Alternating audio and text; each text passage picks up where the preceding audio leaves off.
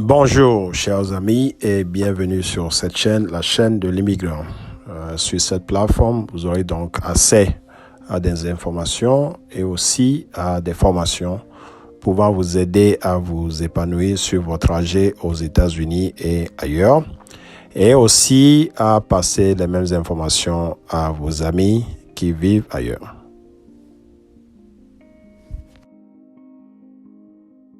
Veuillez vous abonner ici pour plus d'informations. Merci.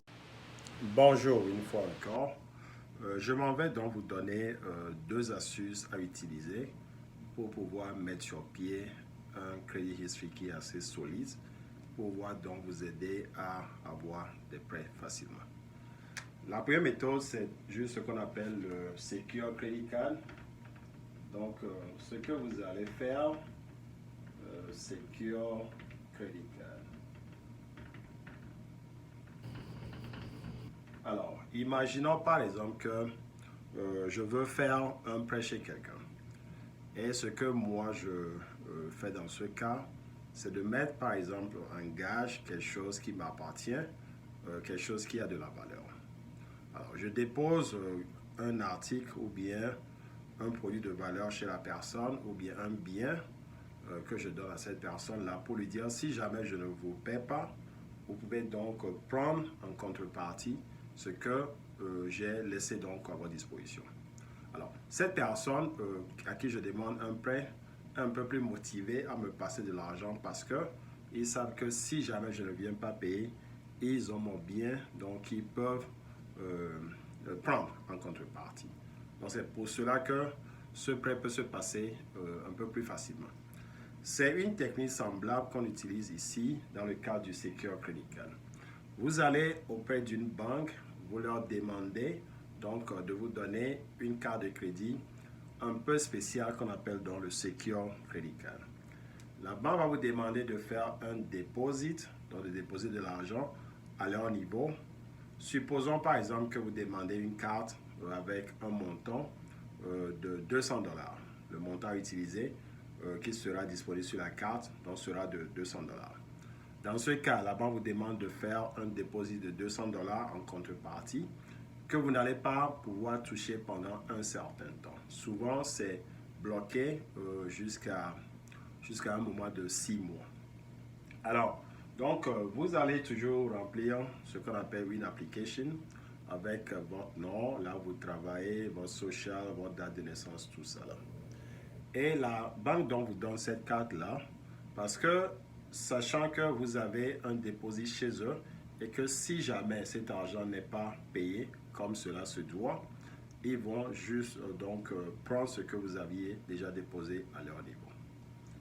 Alors, une Secure Card marche toujours de la même manière qu'une carte de crédit ordinaire, c'est-à-dire que quand vous commencez par faire des paiements, la banque va reporter sur votre crédit, sur votre histoire de crédit, donc ces paiements à temps.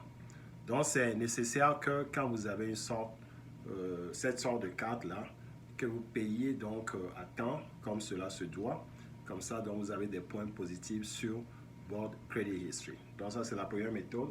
C'est d'aller au niveau d'une banque et de demander une Secure Credit Card.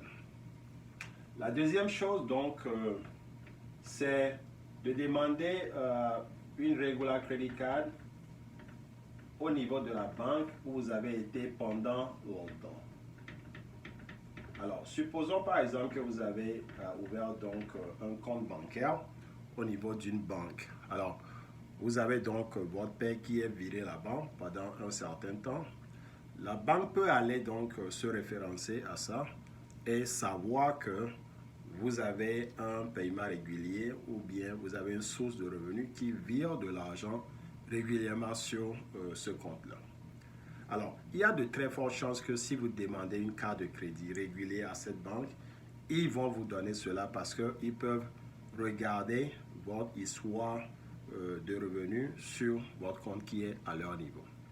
Alors, au lieu d'aller demander sur Internet ou bien ailleurs, ou bien là où il y a de fortes chances que cela soit refusé, c'est mieux d'aller donc vers votre banque, là où vous avez donc un compte bancaire pendant un certain temps. Alors, évidemment, ils vont vérifier votre revenu, tout ça là, avant de vous donner donc cette carte-là. Bon, alors, il y a toujours un travail de base qui doit se faire au niveau de la banque. Bien sûr, ils savent que vous n'avez pas de crédit parce qu'ils vont vérifier ça aussi. Mais vu que vous avez déjà une source de revenus garantie, il y a de très fortes chances que cette carte vous soit donc donnée. Alors, une fois que vous arrivez à avoir donc une carte de crédit d'une source comme de l'autre, ce que je vous demanderai de faire pour pouvoir garder un bon score, c'est de ne jamais utiliser plus de 30% du montant qui vous est disponible ou bien qui est mis à votre disposition.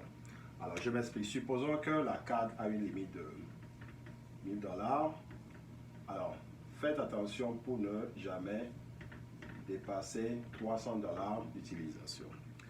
Si jamais vous arrivez d'utiliser une partie, ce que vous allez faire, c'est de payer pour descendre un peu le montant de votre balance, comme on dit, et puis après, vous allez encore vous remettre à utiliser la carte.